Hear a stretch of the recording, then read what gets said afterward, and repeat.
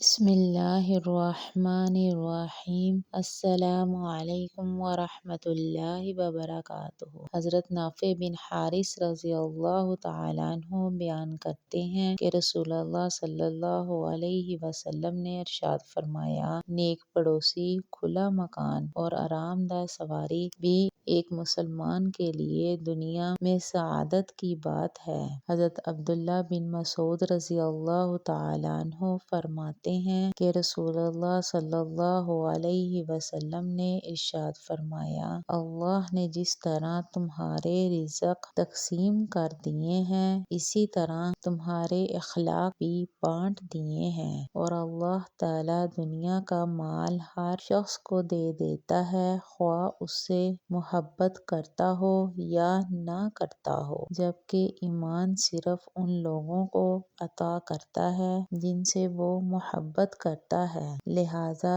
جس کو اس نے ایمان کی دولت سے نوازا ہے اس سے وہ محبت بھی کرتا ہے، اور اس ذات کی قسم جس کے قبضۂ قدرت میں محمد صلی اللہ علیہ وسلم کی جان ہے، بندہ اس وقت تک مسلمان نہیں ہو سکتا جب تک اس کا دل مسلمان نہ ہو، اور بندہ اس وقت تک مسلمان نہیں ہو سکتا جب تک اس کا پڑوسی اس کے شر سے محفوظ نہ ہو۔ اگر آپ کو میری ویڈیو اچھی لگی ہو تو لائک کرکے اور صدقہ جاریہ سمجھ کر شیئر کر دیں۔ جزاکم اللہ خیر و احسن الجزاء فی الدارین۔